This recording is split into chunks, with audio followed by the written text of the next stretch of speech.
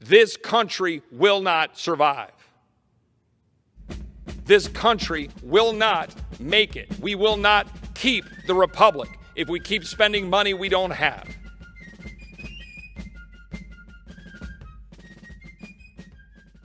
Hey everyone, thank you so much for watching Yankee Stacking.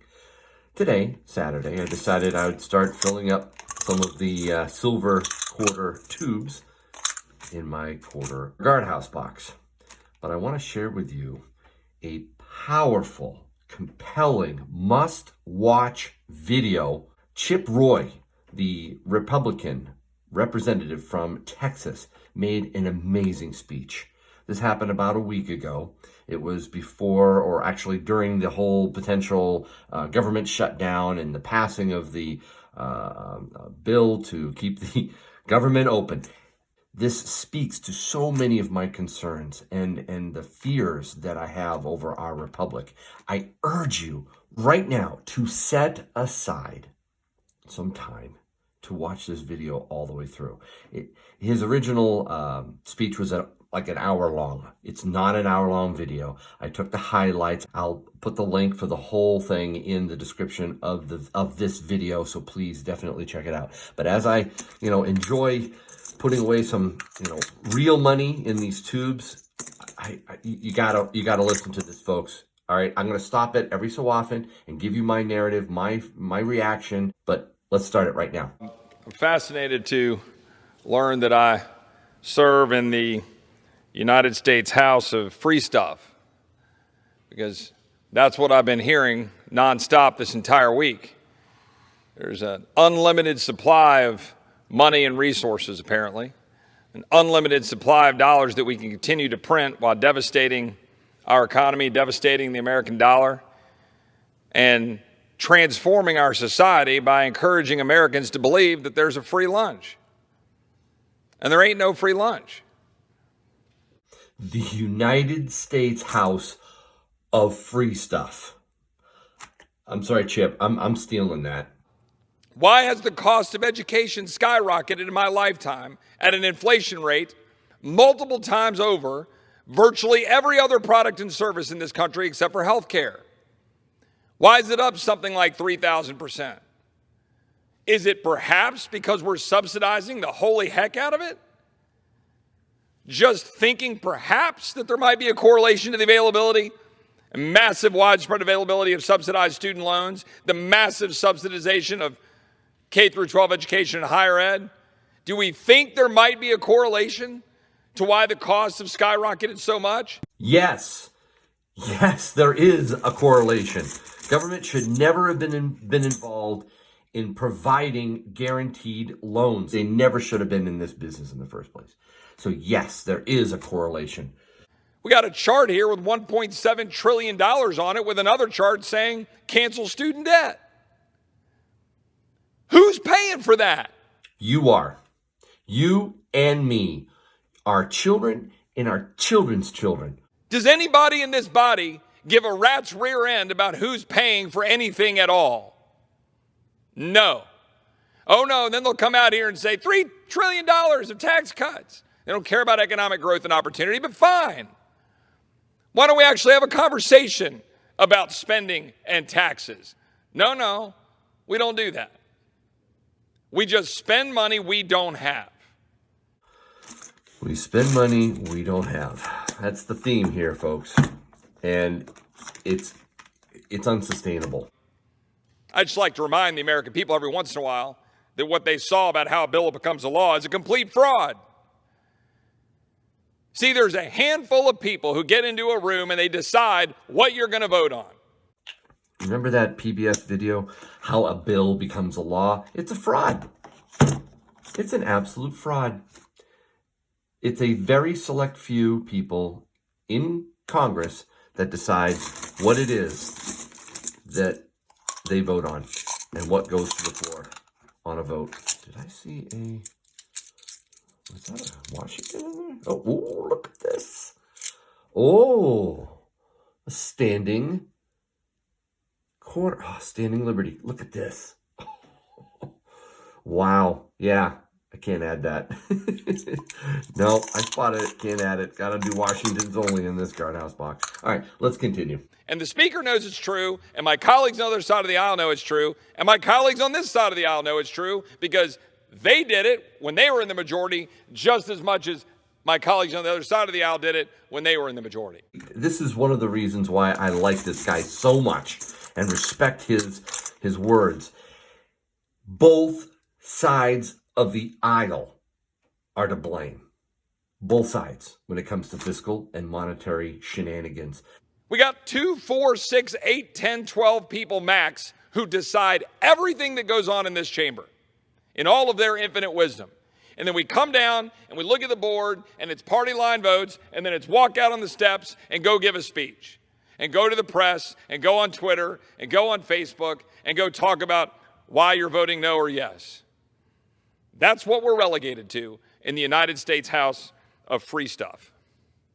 Do you guys know that? There's a small cabal, if you will, that decides exactly what it is that they vote on and control this country. It's true. Does anybody know what the difference is between $1 trillion or 1.2 trillion? Does anybody know the difference between $29 trillion of debt or $30 trillion of debt? Nobody knows or cares in this chamber. Literally not a lick. We never talk about it. And then each side comes down on the floor and offers more spending for whatever their priority is. Defense, non-defense, mandatory spending, non-mandatory spending. Each side is guilty. Again, we have to keep remembering that. If the unbelievably terrible circumstance occurred at Friday night at midnight of this government daring to pause, do the American people know that about 82% of it is on autopilot with mandatory spending? I mean, does that matter? When you walk out and a gaggle of reporters come up, with bated breath, oh no, there might be a government shutdown. It always gets paid back. 82% of it keeps running. Oh no, the government's going to shut down. Really? Oh, and they also target the national parks or whatever it is just to squeeze it to people to make them heard and to give the highest visibility. They shut down the government? It's probably a good idea to go on pause and to stop the legislatures from stealing our liberty and costing us more with regulations and taxes. We never sit down like a family or a small business, roll our sleeves up and decide how to spend money. Do you imagine if we actually had to adhere to a budget like any business or American family, and we actually had to sit down, Madam Speaker, at that table and not leave this chamber until we said our budget is $3 trillion or $4 trillion, whatever it is. Here's our income. Here's what we can spend. That's all we can do.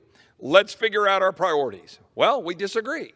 Do you want to fund NEA? Do you want to fund the Department of Education, XYZ? Do you want to fund the military? Do you want to fund specific B-52 bombers? Do you want to fund healthcare? Do you want to fund border security? Make a choice. This one hit home. My wife will sometimes pull me aside and say, Yankee, we got to talk.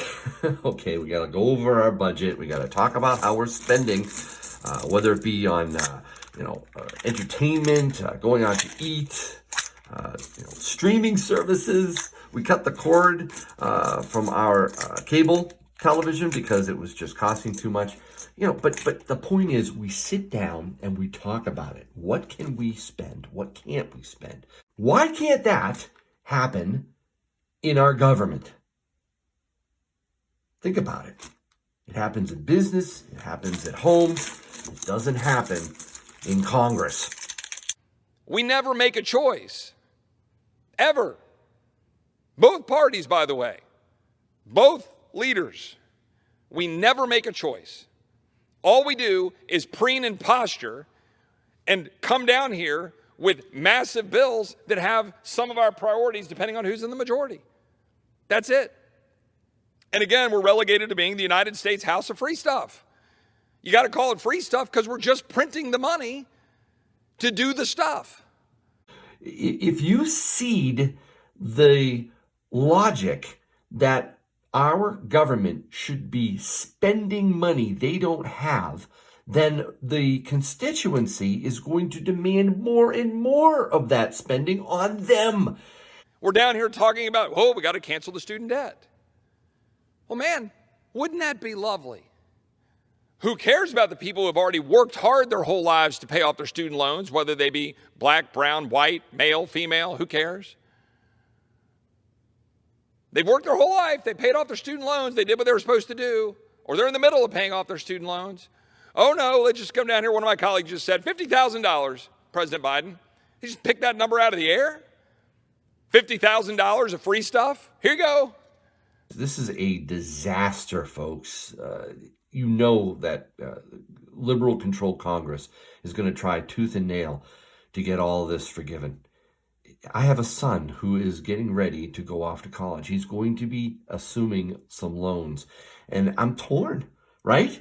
I want him to be very careful with the amount of borrowing he does for his education. It better, have a great ROI in his career. If it doesn't, he shouldn't do it. And he should assume that responsibility and realize that it's on him, okay? It's on him, not on the taxpayers of our country. And they're not on your children and your grandchildren in the form of inflation. Somebody else chose not to go to college. Somebody else started a business, worked hard, borrowed money to run a business. Guess what?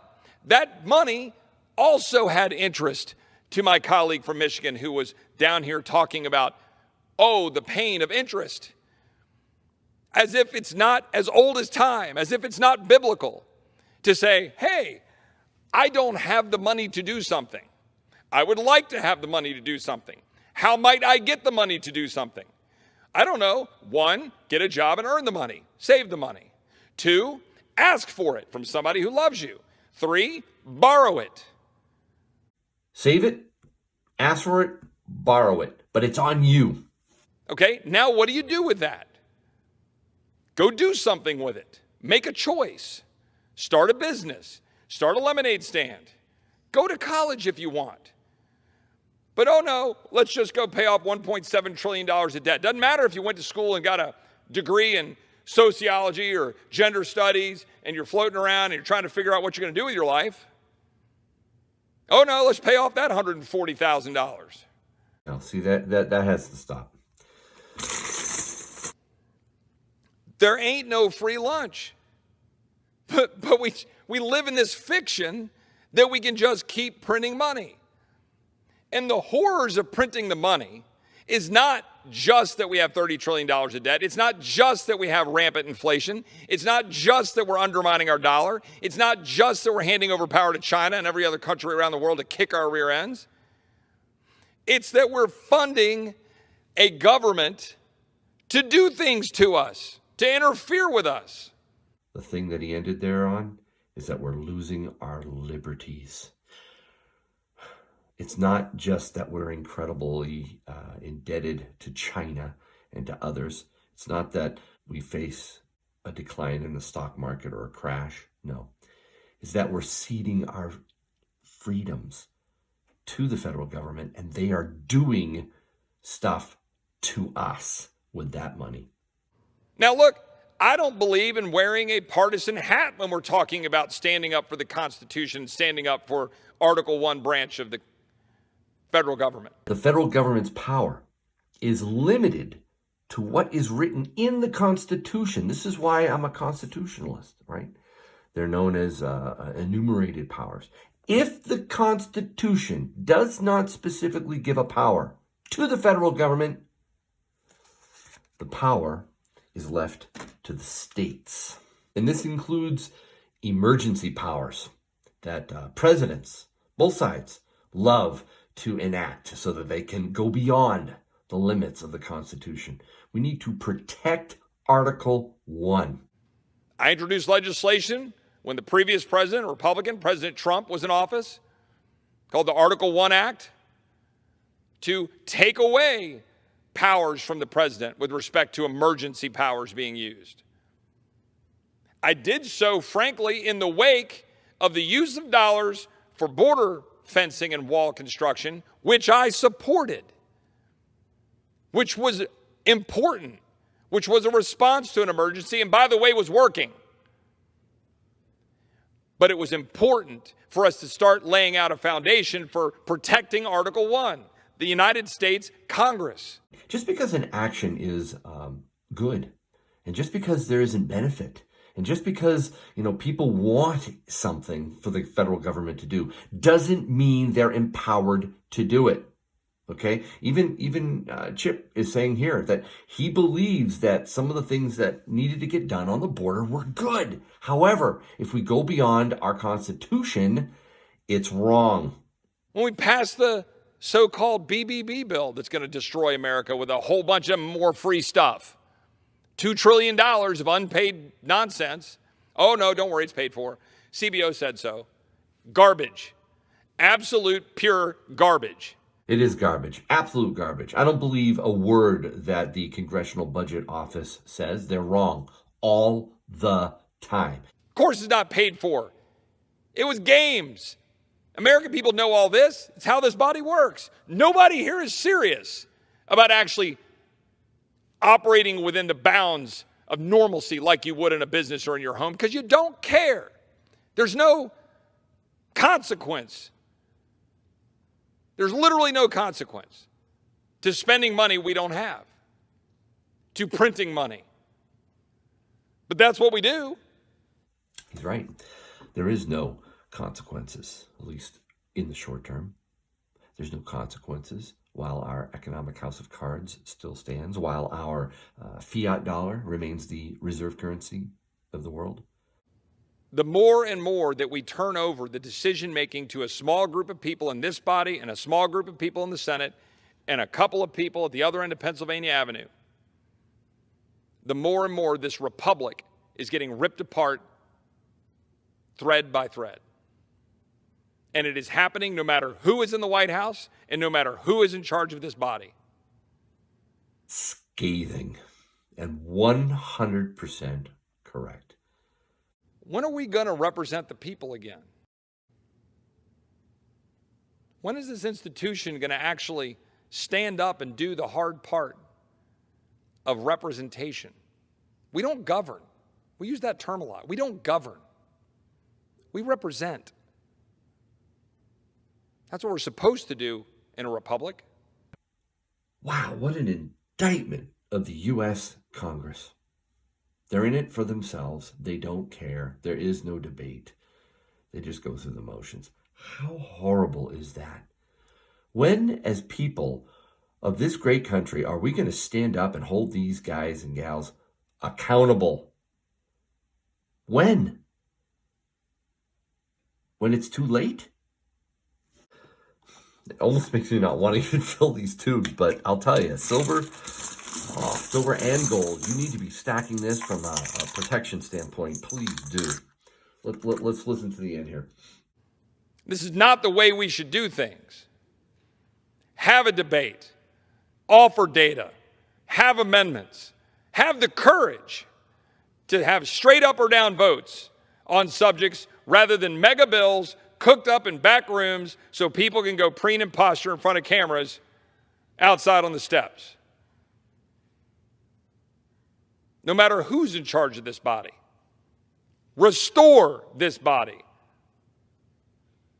And don't continue to operate as the United States House of free stuff, doling out dollar after dollar, printing money to create programs that we can't even afford, and to fundamentally alter and transform this society into one that is expectant from government rather than serving themselves and their fellow man and their communities. It is a massive transformation that's going on. It makes me think of the words of John F. Kennedy. Ask not what your country can do for you, but ask what you can do for your country. I'll tell you, the liberals would never, ever nominate a man like JFK today. We have strayed so far away from expecting more of ourselves than what we can get out of government. Ugh. The American people are seeing the corruption that flows from the dollars that flow from this town without any responsibility. And again, that is not a partisan statement. Both sides are equally guilty of walking into this chamber and writing checks they can't cash. And if we don't stop it, this country will not survive. This country will not make it. We will not keep the republic if we keep spending money we don't have. A republic at risk of not surviving? That's not over-the-top rhetoric, people. That's the truth. I didn't quite finish up the last tube, so I'll put that in the guardhouse box. Folks, thank you for letting me share with you my reaction to that powerful video. Please, again, check out the description of my video.